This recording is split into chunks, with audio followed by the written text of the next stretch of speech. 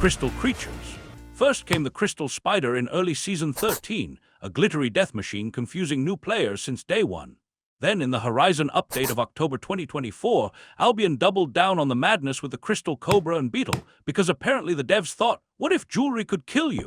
Today, I'll show you exactly how to find and destroy them, so your duel party can turn priceless magical wildlife into slightly less magical pocket change. Killing them gives might and favor, so obviously the devs aren't letting you farm them in some cozy safe zone where the scariest thing is a sheep. No, these crystal nightmares live in the black zones, the Outlands, and the Avalonian Roads, the ones in the mists. Tiny solo spiders, they don't count. That's like bragging you wrestled a toddler. Now, let's look at what each of these glittering death machines can do, and what gear your two-man party needs to turn them into shiny roadkill. For this job, you'll want a holy staff. Ideally, a life touch, because nothing says I'm here to keep you alive, like repeatedly poking you in the face with a glowing stick of divine energy. Your partner can run any DPS build they like, as long as they're spexed high enough to outdamage the absurd health regen these crystal creatures have if they cannot. Congratulations, you've just signed up for a 2-hour crystal staring contest, and the crystal always wins.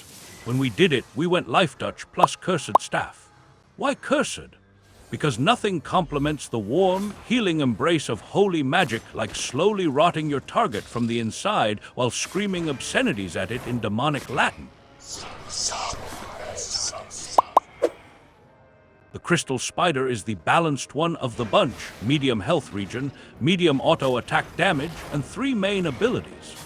Notice I said balanced in quotation marks, because what it really means is just enough power to ruin your day without feeling guilty about it.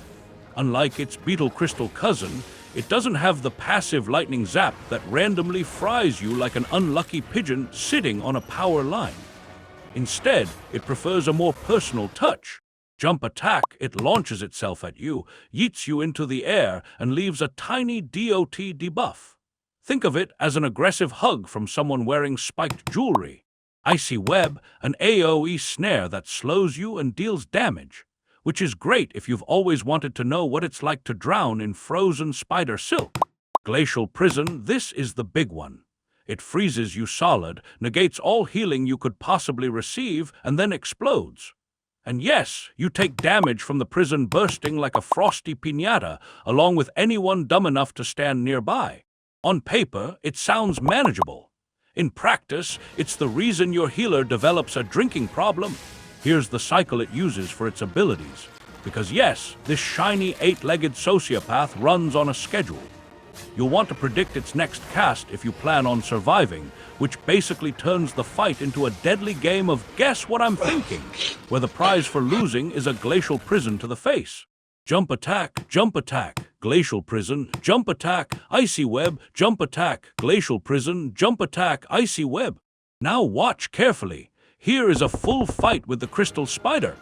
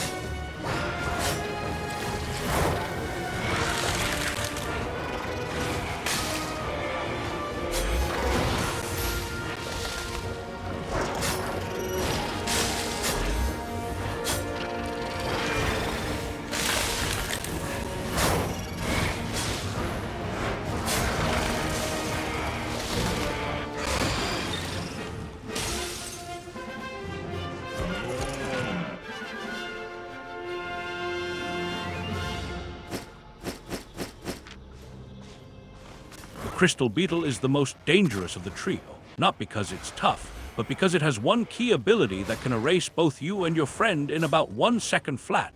It's basically Albion's version of a drive-by. The good news, its auto-attack damage and health regen are significantly lower than the Spider or Cobra. The bad news, that doesn't matter when you're already a corpse. Healer tip, run Reawaken for your WY. Because your DPS partner will almost certainly die mid-fight, and you don't need the laser beam, just your Q and E for heals. Save the fancy light show for when you're trying to impress people in town. In higher tiers, Tier 7 and Tier 8, your healer's energy bar will drain faster than their will to live. Some people say to run energetic as a passive and just right-click the beetle to regen energy. Sure, that works, until the beetle decides, you know what? I'm tired of the DPS and one-shots your healer, forcing you to reset the whole fight. So here's the move. Use your E for heals when the DPS player falls below 40% HP, and don't spam Q like it owes you money. Remember, every unnecessary Q cast is just another step towards watching your healer collapse in a sad, monoless heap. Beetle abilities, Buff Circle of Doom creates an AoE around itself that grants bonus damage and attack speed while it's standing inside. Your job, pull it out of the circle. The beetle's job, convince you it's just resting while charging up to murder you faster. Bug Barrage flies in a straight line, damaging everything in its path and knocking them back slightly. Counterplay, don't stand there like you're filming it for a nature documentary. The Wing Flap of Mutual Destruction, the one to fear. The beetle starts flapping its wings, waits a moment to build tension, then nukes both of you for massive damage. You have two options. Run far enough away like you just saw your ex walk into the room, or negate it with something like a cleric cowl. But it's got a long cooldown, so running with refreshing sprint is far more reliable. Pro tip, the healer should run early. That way, if DPS guy dies mid-blast, you can come back and revive him instead of holding a sad loot ceremony. Lightning Zap, shared with the Crystal Cobra, well, kind of. It randomly zaps the secondary target. It's like getting electrocuted for being the side character in someone else's fight. You can counter this if you just keep walking. Cycle notes. The beetle's first cycle is slightly different from the rest, just to keep you guessing. After that, the cycles are the same, which is great for predicting its moves, but also means you have no excuse when it inevitably kills you anyway. Alright, listen up, it's Buff Circle, Bug Barrage, the Wing Flap, Bug Barrage again, because why not? Buff Circle, Bug Barrage, and then a final Wing Flap for good measure. It's like a dance nobody asked for, but here we are. Now, I know some of you just want to skip straight to the juicy bits, loot kills, you know, the big money moments. But nah, not today. You're getting the full uncut fight, no fancy edits, no skip buttons. You wanted the raw, chaotic madness. Here it is, my friend, buckle up.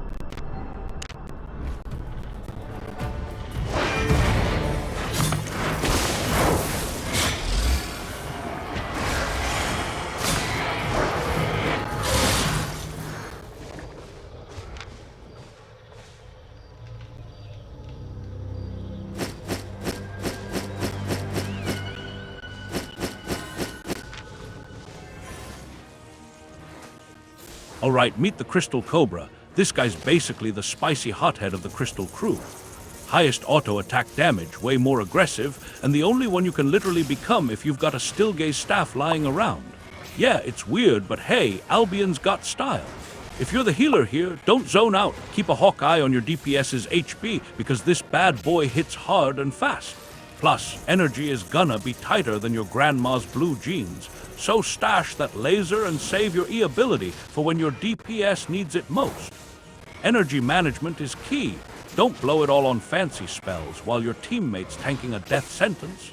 First spell, poison attack, it slaps something on a target, then boom, explodes like your worst nightmares. Second, Crystal Burst. Think of it as a fiery get off my lawn sign on the ground that hurts and cuts your healing. Third, Serpent's Gaze, a cone-shaped AoE staring you down like it's got beef, slowing your moves and zapping lightning like a discount Thor. When it's casting this, just keep moving like you've got somewhere better to be, your healer's got your back. Oh, and don't get spooked by random zaps. The Cobra doesn't just zap you for fun. Those zaps come only while it's channeling its third move, so you know when to panic and when to chill. Here is the cycle: poison attack, crystal burst, poison attack, crystal burst, poison attack, serpent's gaze, poison attack, crystal burst, poison attack, crystal burst, poison attack, serpent's gaze. Cue the montage for killing the Cobra.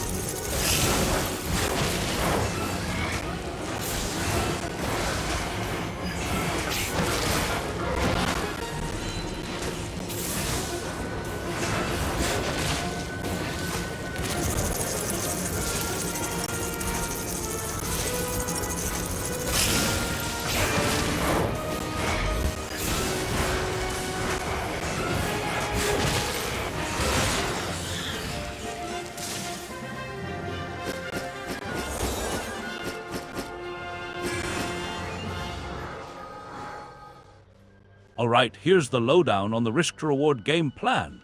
Fame-wise, you're looking at about 50k for a tier 6 crystal creature, which basically means don't expect this to be your new fame farm. If you're dreaming of fame raining down like confetti, you're barking up the wrong tree. Loot, it's a mixed bag. You're averaging around 100k silver without premium, not shabby, but honestly, those spiders seem to be the sneaky loot ninjas. Maybe it's just RNG trolling us, but hey, spiders got that swag. Might, you get about 600 might per kill. For small guilds, that's barely enough to level your guild's T stash, let alone actually level up the guild. If you want real might gains, hit up the depths. Trust me, it's way more efficient. You can qualify for headquarters in the roads after a day of grinding. Now the final kicker, tier 7 and 8 aren't exactly rocket science to kill. The real problem, getting some alone time with the creature. In a tier 8 black zone, the average roaming hobo, aka hardcore Albion tryhard, shows up in about 5 seconds flat. So unless you've got invisibility or teleportation powers, good luck getting a solo minute to breathe. And that's a wrap, folks. If you enjoyed this little dive into the crystal chaos, don't be shy. Smash that like button like it's a spider's face. Hit subscribe so you don't miss out on the next madness, and drop a comment below. I want to hear your wildest crystal creature stories, or just roast me for how terrible I am at this game. Either works. Oh, and if you're brand new here and don't even have the game yet, what are you waiting for? A personal invite? There's a shiny link in the description to download Albion and join the chaos yourself. Go on, do it. Your future self will thank you or curse you. No promises. Catch you in the next one, legends.